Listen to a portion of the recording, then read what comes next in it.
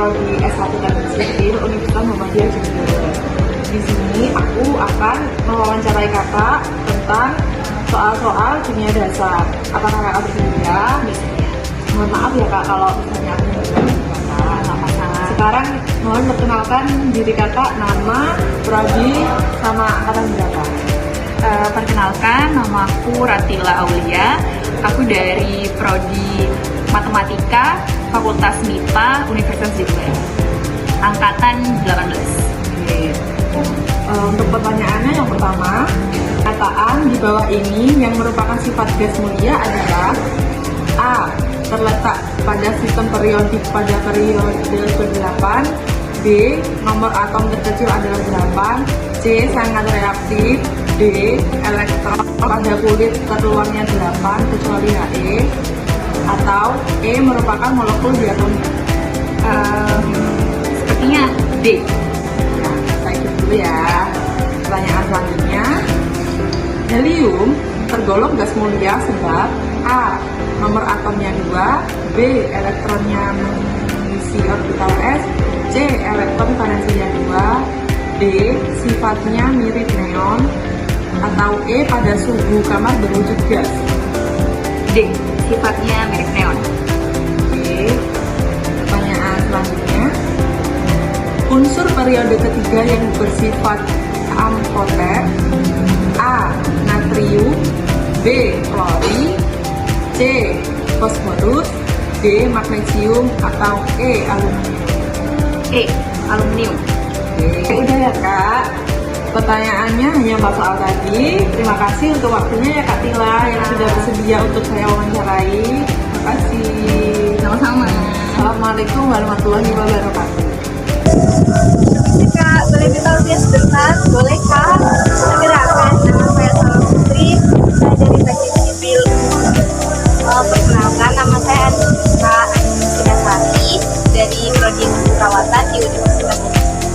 Jadi kak, saya kan ada kawan saya dari kimia.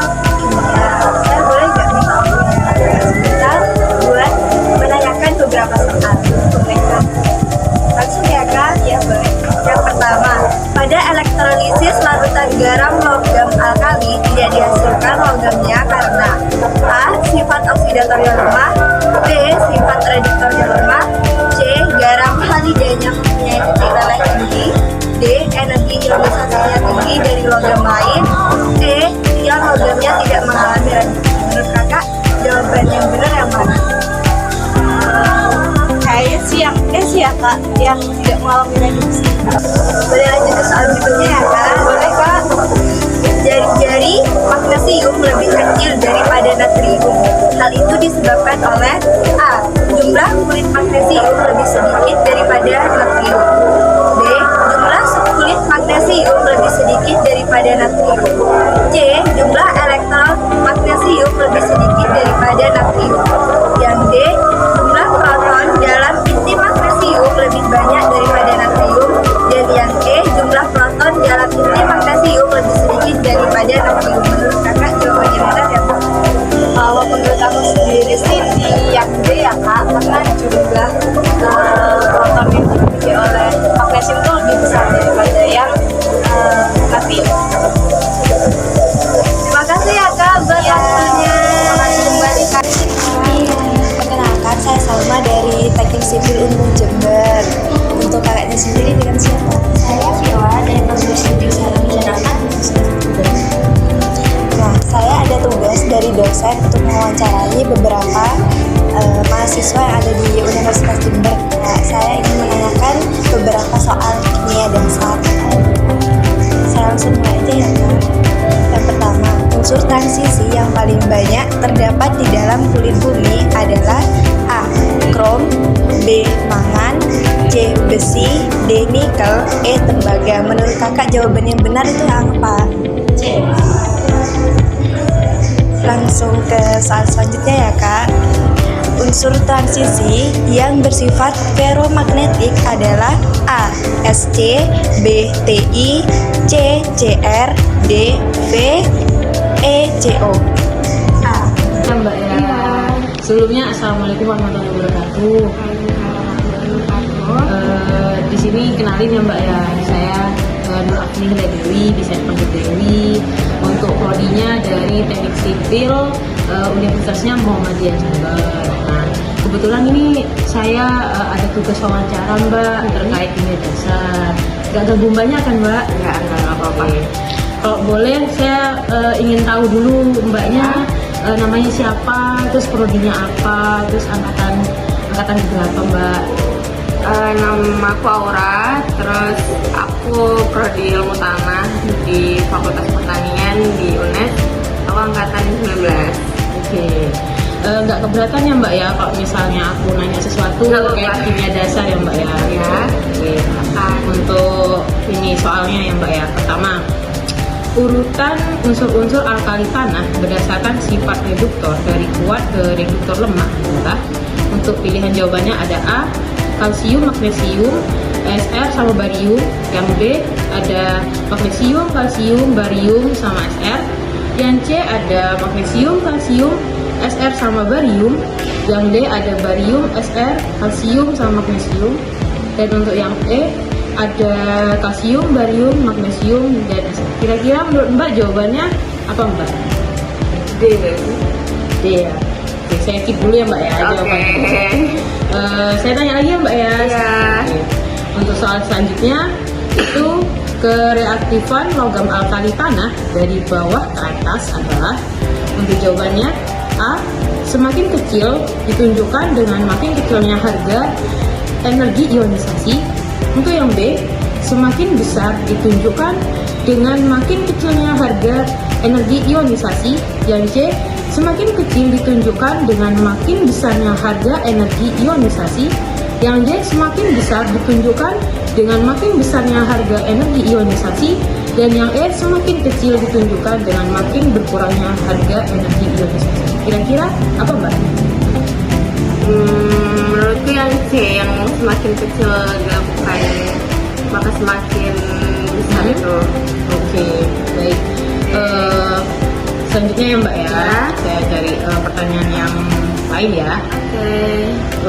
Selanjutnya, nah ini Mbak. Pada proses tanur tinggi, biji besi harus dicampur dengan kapur. Fungsi kapur adalah A, mengikat SiO2, yang B, mengikat oksigen, C, mengikat kelebihan karbon, D, menambah ion kalsium, atau E, menghasilkan besi murni. Menurut Mbak apa? Yang A. Yang A. Oke, lagi dulu ya Mbak ya. Oke. Soal selanjutnya yang terakhir nih Mbak. Ya. Terakhir. Sifat berikut tidak memiliki oleh golongan halogen, yaitu A, unsur bebasnya berbentuk molekul diatomik. Yang B, titik didih dari atas ke bawah semakin besar. Yang C, merupakan oksidator kuat. D, mudah bereaksi dengan zat lain. Atau E, tidak bereaksi dengan air. Kira-kira? Yang E, tidak bereaksi dengan air. Oke, karena Mbaknya sudah mau ya menjawab semua pertanyaan, kita keep dulu jawabannya. Terima kasih sebelumnya Mbak. Iya. Maaf juga mengganggu. Iya.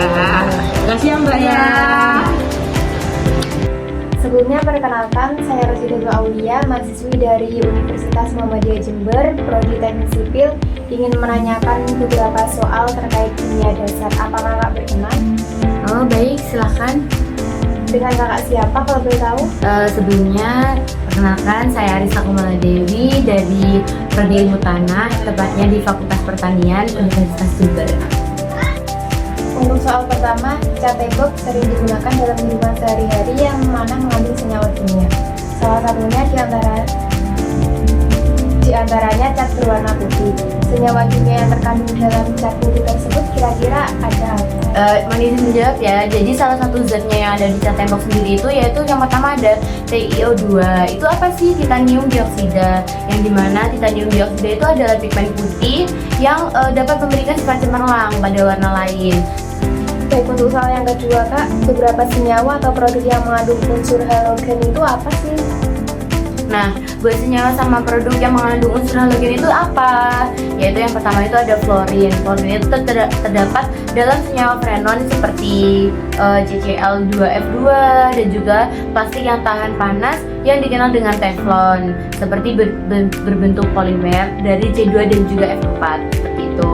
Yang kedua ada klorin. Nah, Klorin ini terdapat dalam senyawa pestisida seperti DDT, aldrin, dan juga dieldrin. Klorin ini juga terdapat dalam produk polimer seperti PVC. Yaitu yang lanjut ya, yang ketiga itu ada bromine. Nah, apa sih bromine ini? Bromine itu adalah senyawa etilen dibromida yang C2H4 dan juga Br2, yang dimana sebuah komponen bensin etil pengganti senyawa timbale yang berfungsi sebagai zat anti ketukan, seperti itu. Dan yang terakhir itu apa? Yang terakhir itu adalah iodin, yang dimana iodin ini terdapat dalam senyawa iodoform CHI3, yang dimana zatnya berwarna kuning dan juga mempunyai bau yang khas, yang digunakan sebagai obat antiseptik ataupun luka. Itu. Basa alkali tanah yang paling sukar larut dalam air dan mempunyai sifat amforter itu apa sih? Oke, jadi langsung jawab aja ya. Yang pertama itu dalam satu golongan logam alkali tanah yang makin mudah larut itu artinya ion logam dan juga ion hidroksida, yang dimana itu sifatnya mudah terurai, seperti itu. Hal ini juga menunjukkan sifat basanya yang makin kuat. Jadi BeOH2 itu termasuk sukar larut dalam air, seperti itu. Untuk soal yang terakhir nih Kak, halogen yang menyuplai pada temperatur kamar itu apa ya kira-kira? Nah, jadi itu jawabannya. Pada suhu kamar itu ada zat fluorin dan juga klorin yang berupa gas. Kemudian ada juga bromine yang berupa zat cair yang mudah menguap. Sedangkan iodin yang berupa zat padat yang mudah menyublim itu pemanasan iodin padat pada tekanan atmosfer tidak membuat unsur itu meleleh, tetapi langsung menguap atau menyublim. Baik Kak, terima kasih untuk penjelasannya tadi. Itu sudah cukup untuk menjawab apa yang ingin saya tahu. Oke, terima kasih kembali ya. Terima kasih ya, Kak. Iya. Baik, assalamualaikum warahmatullahi wabarakatuh. Perkenalkan, nama saya Amelia Hidayatul Rahman dari Prodi Teknik Sipil. Saya dari Fakultas Ilmu Sosial dan Ilmu Politik dari Ilkom. Baik, saya punya pertanyaan, Mas. Manakah dari reaksi berikut yang berlangsung tidak spontan? A. KCI plus BR 2KB plus CL2. B. CL2 plus 2K 2K plus L2. C. CL2 plus CaL2 ABR plus L2. D. SI plus 2F2 SI F4. D. H2 plus BR2 2KBR. Menurut saya itu jawabannya yang A, yang KCI plus BR terus ke 2KBR plus CI2. Lanjut ya Mas.